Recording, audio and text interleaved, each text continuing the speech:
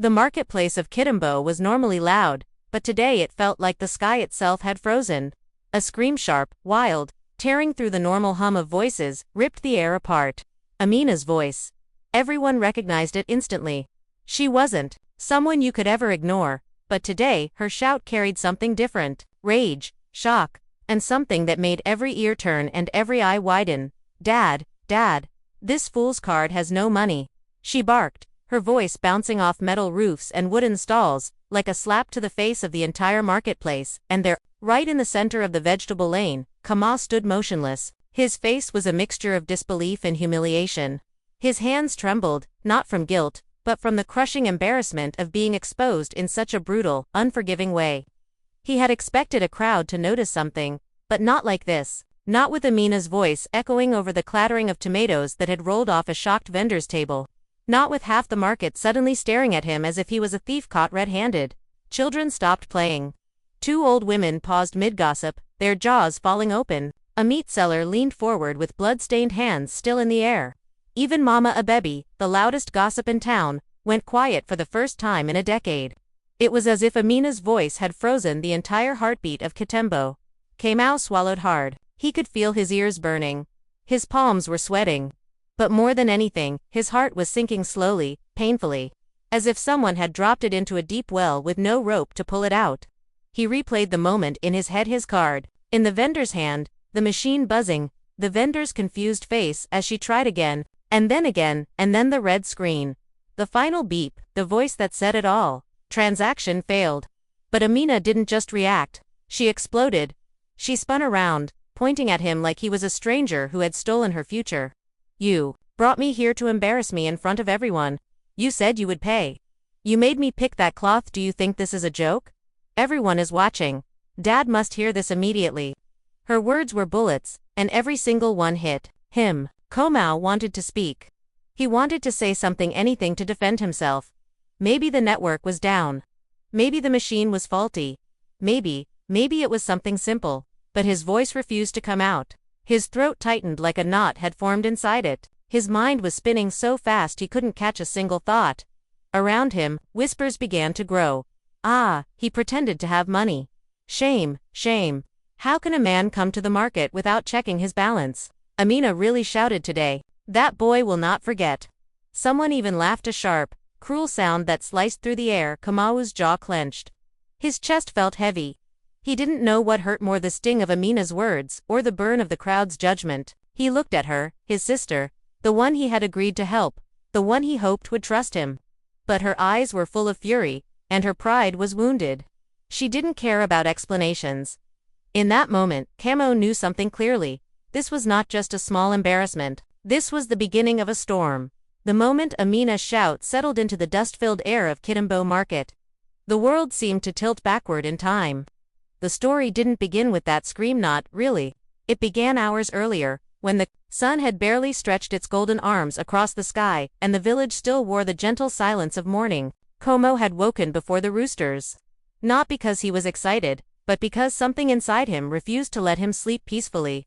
He lay on his raffia mat staring at the roof, feeling a strange heaviness in his chest.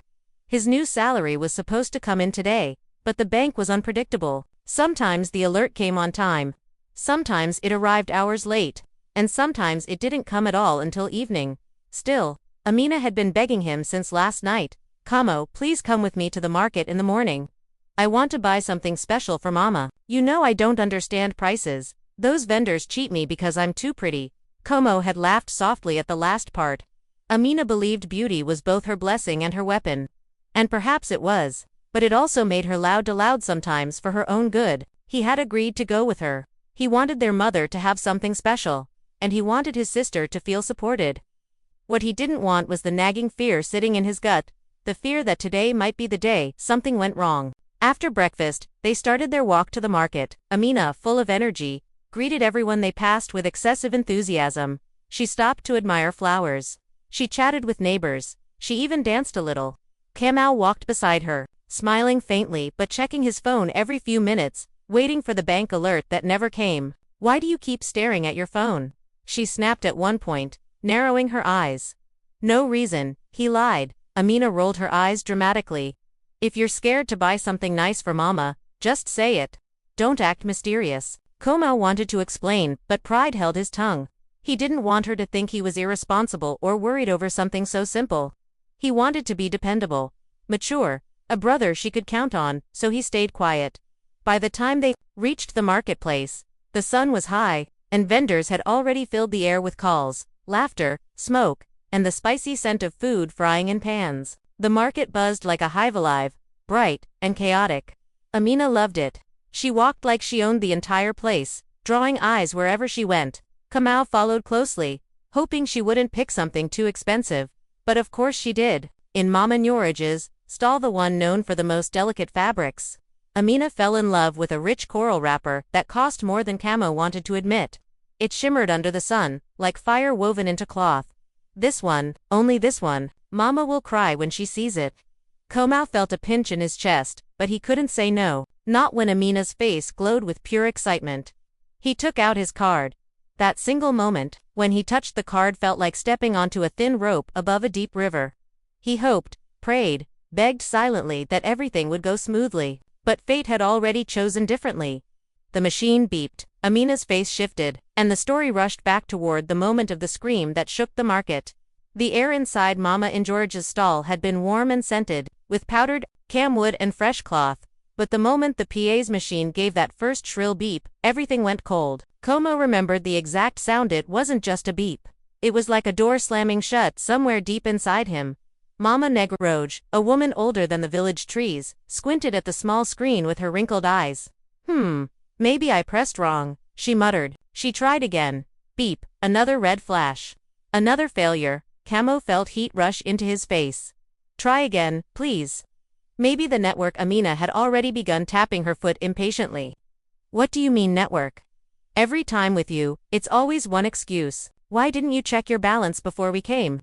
Como opened his mouth to reply, but before the words could even form, Mama Nyoraj announced quietly, almost apologetically, "My son. It has failed again." Amina gasped loudly, too loudly. Then she spun around. Then she pointed. Then she became a storm. You brought me here with an empty card," she thundered. "You let me pick the most expensive cloth here, and you knew you didn't have money. Are you normal?" People from the next stall peeked in. A butcher paused mid-shop. 2 schoolboys burst into laughter. Kamau's throat tightened. "Amina, listen, no. You listen," she cut in, shouting even louder. "You have humiliated me. Everyone is looking. Everyone. If Dad hears this," she didn't finish the sentence. She didn't have to. The threat hung in the air like smoke. Camo felt something crumble inside him. He wanted to defend himself, to tell her the bank sometimes delayed salary alerts, that maybe the machine wasn't reading the card properly, that maybe the signal was weak. But Amina's voice kept rising, stronger and sharper than anything he could say. The more she shouted, the smaller he felt. He watched her march out of the stall, her wrapper swaying angrily, her expression a mixture of disgust and frustration. The crowd parted for her like she was carrying fire. Vendors whispered. Children giggled.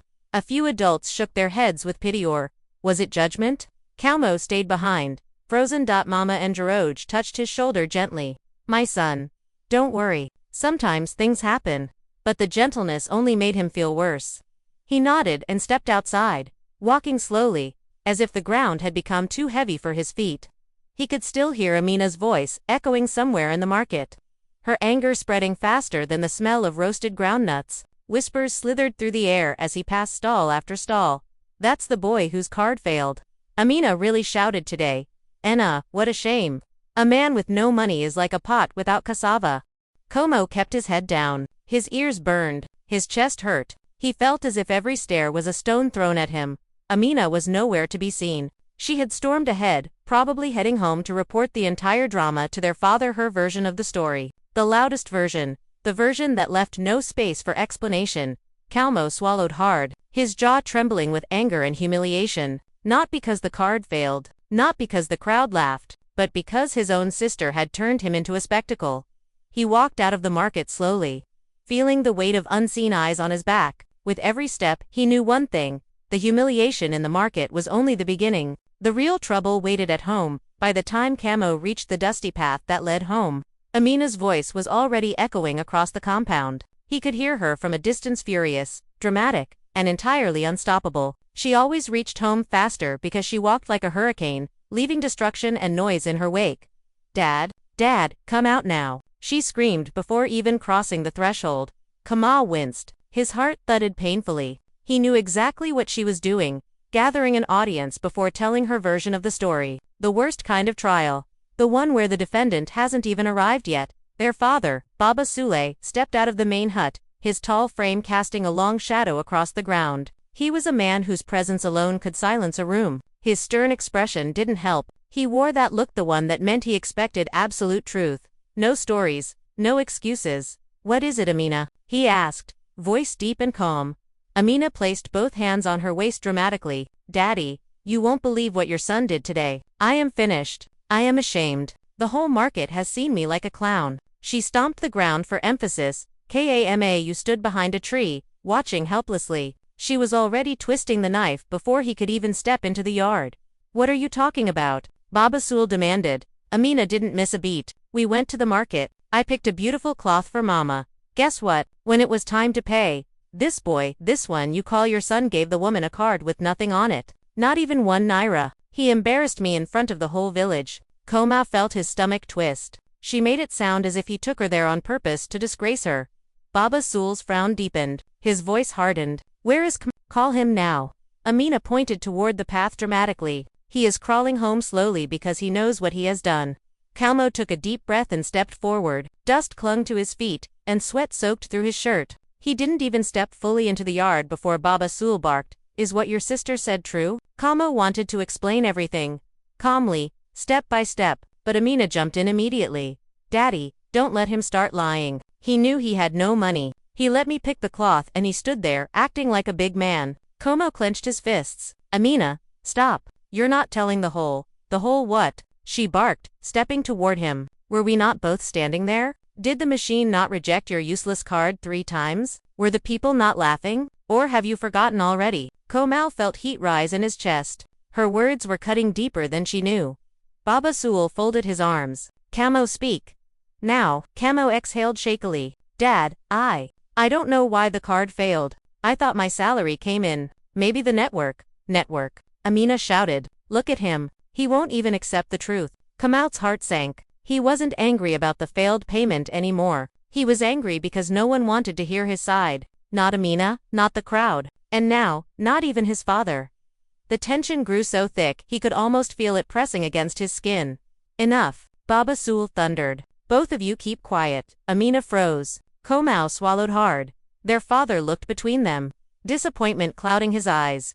"You two will not shame this family. Not today, not tomorrow." But Kamau knew the damage was already done. Amina had spoken. The village had watched. And now his own father believed he was irresponsible as he stood there, feeling smaller than ever. He sensed something unsettling. This storm wasn't close to over. It had only just begun. Como stood there, his breath shallow, as if the air around him had thickened into something he had to fight to inhale. The silence that followed their father's command was not peaceful, it was tight, sharp, and ready to explode again. Amina folded her arms, her chin raised high like she had already won the battle. Como felt the weight of her stare, heavy and judgmental. He wished, more than anything, that he could simply disappear. Before anyone could speak again, a sound broke the tension. BZZZT. BSD's Kamau's phone vibrated in his pocket. He almost ignored it, thinking it was another useless promotional message. But something nudged him. He slowly pulled the phone out and looked at the screen. And then his heart stopped. There it was. Bright, clear, unforgivingly late. "Your salary has been deposited." For a few stunned seconds, he just stared at the message. His eyes blinked rapidly, his mind racing to connect the pieces. The card hadn't failed because he had no money. It hadn't failed because he was irresponsible or lying. It failed because the alert came late. The network betrayed him. Nothing else. Amina shouting. The crowd's laughter. The rumors already spreading through Kirembo. The disappointment in his father's eyes. All of it idle, that pain built on nothing but a delay in the system. His throat tightened. But this time not from humiliation, from anger, from frustration, from pure helplessness. He lifted his head slowly. "Amina," he said quietly, his voice steadying. "Look." She frowned, irritated. "Look at what?" Another excuse. He silently held the phone out toward her. Her eyes landed on the message. She blinked once, twice, Her mouth fell open slightly, and for the first time that day, Amina was silent. Baba Sool stepped closer, peering at the screen. His stern expression softened just a fraction, not enough to show forgiveness, but enough to reveal surprise. Amina snatched the phone from Kamau's hand as if hoping she had read it wrong, but even reading it twice, then 3 times, didn't change the truth. Glaring back at her to Kama, "You had money." The card failed because the alert arrived late. She had shouted for nothing. She had embarrassed him for nothing. Her hand trembled a little. Kamau had never seen her look so unsure, so small. Pride had carried her voice earlier, but now that pride cracked like thin clay under fire. She swallowed hard, her voice suddenly fragile. So the money was there. She muttered. Kamau didn't gloat. He didn't shout back. He didn't even smirk. He just nodded. The silence that followed was heavier than her earlier screams. Amina took a step back, then another. Her eyes darted away from Kamau's face, unable to meet his. The truth had sliced through her confidence like a sharp blade. Their father exhaled, shaking his head slowly. "Amina, you spoke too quickly." She didn't respond. She couldn't. Shame washed over her like cold water poured from a calabash. Kamau finally spoke. His voice soft but edged with hurt. "Next time, let me talk before you shout." Amina bit her lip, her chest rising and falling rapidly. She wanted to say something, anything, but every word she considered felt too small. For once, her loud mouth had no sound left. But Kamau knew this wasn't over. The message had revealed the truth. Yes, but the damage, the embarrassment, the humiliation burned into the entire market. That would take much longer to repair, and tomorrow, the village would surely have a new story to spread. Amina couldn't remember the last time she felt this kind of burning inside her chest, not anger, not pride, but a deep, twisting shame that made her want to disappear into the soil. She stood frozen, clutching Kamau's phone as if it were evidence of her crime. Her loud voice, the same voice that had shaken the entire market, was now missing. Her throat felt tight, her palms damp. She wished she could rewind the die erase the moment she barked at her brother. Silence the screams, swallow back the insults. But things once shouted in a marketplace, they never vanished. They became stories. Kamau watched her, his eyes tired, wounded. He wasn't even angry now, just disappointed. And somehow, that hurt her more than any punishment their father could give. "Amina," Baba Sool said quietly, "you owe your brother an apology." She didn't move. She didn't blink. Her father's voice grew firmer. "Do you hear me? You accused him without thinking. You disgraced him in public." Amina swallowed hard. She opened her mouth, but no sound came out. She closed it again. The loudest girl in Kitambo had suddenly forgotten how to speak. For a long moment, the 3 of them stood in the warm afternoon heat, the silence stretching like a painful rope between them. Even the birds perched on the mango tree seemed to pause their chirping, as if listening. Kamau finally turned and began walking toward the small bench near the cooking hut. He sat down heavily, running a hand through his hair. He didn't want to look at Amina anymore, not because he hated her, but because the whole situation made him feel hollow. He thought of the vendors, laughing, the whispers, the pointing, the gossip that would spread like wildfire by evening. He had gone to the market to help his sister. He had wanted to give their mother something beautiful, but he had ended up being the joke of the day. Amina took a slow step toward him. Her voice cracked slightly. "Kamau, I didn't know." He didn't answer. Another step. "The message, it came late. I didn't think the machine could be wrong." Still nothing. Her voice trembled. "I should have let you talk. I should have waited. I shouldn't have shouted like that." She lowered her head, something she almost never did. Humility was foreign to her, like wearing clothes that didn't fit. "I'm sorry," she whispered. The simplicity of the words didn't erase what happened in the market, but something softened around his chest. It wasn't forgiveness yet, just a crack in the wall he had built. Their father nodded slowly. "Good, but apology must be followed by action." Amina looked up. "What do you mean?" "You must fix what you broke. You must go back to that market, buy your mother's cloth yourself, and correct the story you spread." Her eyes widened. "Back there? After everything?" "Yes," Baba Sool said firmly. "You shouted in public. Your correction will also be in public." Kama glanced at her. She looked terrified, a rare sight, but she nodded. "Okay," she said softly. "I'll go." It was the first time she accepted a consequence without arguing. As she turned to leave, the weight of the market's eyes flashed in her mind. The laughter, the whispers, the pointing. But she knew she had no choice. Her voice had created the fire. Now, she had to put it out. The sun had begun its slow descent when Amina stepped out of the compound. Evening light spilled across the village paths, warm and golden, yet Amina felt none of that warmth. Her stomach twisted, her heart pounded, and her steps were unsteady as if each one carried the weight of 1,000 eyes waiting to judge her. Returning to the market felt like walking straight into a pit of her own making. Kamau didn't follow her. He sat quietly on the bench under the mango tree, staring at the ground. He didn't look angry anymore, just drained, tired in a way that made Amina's chest ache. She wanted to fix that expression, wipe away the disappointment she had placed there. Her father watched her leave with a stern nod, a reminder, this was her mess. She had to clean it. As she approached the marketplace, she could hear the faint sounds of the evening trade, vendors calling out the last of their produce, children laughing somewhere in an alley, pots clanking as women packed up food stalls. But the moment Amina stepped into the market square, a sudden hush seemed to fall over the place. People recognized her immediately. There she is, the shouting girl. Maybe she came to shout again. Loudmouth is back.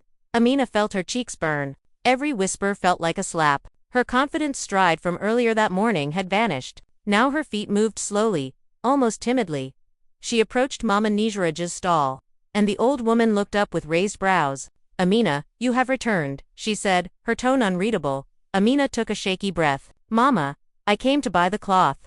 The old woman glanced behind her. Where is your brother? He stayed home, Amina whispered. Ah. Mama Nijraj nodded, understanding more than Amina said. And the shouting. Amina closed her eyes briefly. Mama, I was wrong. A few nearby vendors paused to listen. Amina wanted the ground to swallow her whole, but she forced herself to continue. The card didn't fail because he had no money. His salary message came late. I embarrassed him for no reason. There, she had said it. Her pride felt like it cracked into pieces. Mama Nijraj nodded slowly. It takes courage to admit a mistake, my child. From a nearby stall, someone muttered. At least she said it. Amina ignored the whispers. She reached into her wrapper and pulled out her small savings bag. She counted out the money, her own money, and placed it gently on the table. I want the same cloth, the one I chose.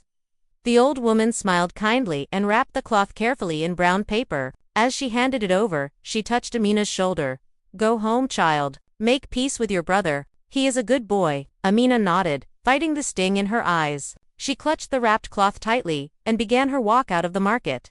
This time, the whispers behind her were different, not mocking, but reflective. She admitted her mistake. She has sense after all. Maturity is not about age. But Amina didn't care what they said now. She only cared about one thing, facing Kamau. The path home felt longer than usual. Each step carried guilt, but also a small spark of determination. She had shouted in public.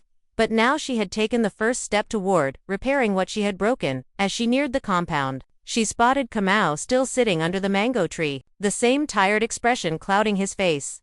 She tightened her grip on the cloth and walked toward him. Her voice soft but steady. I've come to fix everything. Kamau didn't lift his head when he heard footsteps approaching. He simply sat there, staring at the soil beneath him, drawing small circles with the tip of a stick. His heart felt heavy as still bruised from everything that happened. When he finally looked up, he saw Amina standing in front of him. The wrapped cloth held tightly against her chest like a symbol of surrender. Her eyes weren't fiery anymore. They were soft, uncertain, almost scared. Kamau, she said quietly, I went to the market. He didn't respond at first. He just watched her, waiting maybe for another loud excuse, another defensive speech, but none came. She swallowed and took a small step closer. I told them the truth, all of them, that it wasn't your fault. That I shouted without knowing anything. She looked down at her feet. I also bought Mama's cloth myself. Kamau's eyebrows rose slightly. That part surprised him. Buying something with her own money wasn't something she did often. Amina took a deep breath, gathering courage. I know you're hurt, and you have every reason to be. I should never have shouted like that. I should have trusted you. I didn't let you speak, and I made things worse. I made you look small in front of people who don't even matter as much as you do. That last part made Kamau's chest tighten. She looked up finally, her eyes glistening. I am sorry. The words were soft, but they carried weight. Real weight, not the forced apology she sometimes gave when pressed. This one came from somewhere deep, the place she rarely let anyone see. Kamau looked at her for a long moment. The anger he felt earlier had already faded into a dull ache hours ago. What remained was the memory of her shouting, the sting of humiliation. And the bond they had always shared, the one that annoyed him and comforted him at the same time. He sighed. Amina, you hurt me. Her face fell, but she nodded. I know. I only wanted to help, he continued. I wanted today to be good for both of us. I didn't expect the card to fail. I didn't expect you two to shout like a mad goat. She interrupted, attempting a tiny nervous smile. Despite himself, Kamo let out a short laugh. A real laugh. The first since morning. Amina stepped closer and slowly held out the wrapped cloth. Here for Mama. But also for you. To show I'm trying to fix things. Kamo took it gently. Thank you. She sat beside him on the bench, shoulders slumping with relief. The market people won't be laughing at you tomorrow. I told the truth. And if anyone tries to mock you, I'll shout louder than before, but in your defense this time. Kamo chuckled. No more shouting. Please. Amina grinned sheepishly. I'll try. A moment of comfortable silence settled between them, the kind that existed only between siblings, who fought fiercely but cared even more fiercely. Their father stepped out of the house quietly, watching them from a distance. The tension in his face eased as he saw the two of them sitting side by side, talking softly. He nodded to himself. Family storms came and went, but this peace was what mattered. Amina leaned her head against Kama's shoulder. You forgive me. He hesitated only a moment before replying. Yes. She smiled, eyes shining. Good, because tomorrow, you're coming with me again. He groaned. Never. She laughed, and this time Kamal laughed too. The storm of the day slowly faded into memory as dusk settled over Kitambo, and the house behind them glowed softly in the golden light. Inside, Mama waited unknowingly for her gift, and the family waited unknowingly for a story that would one day become a lesson.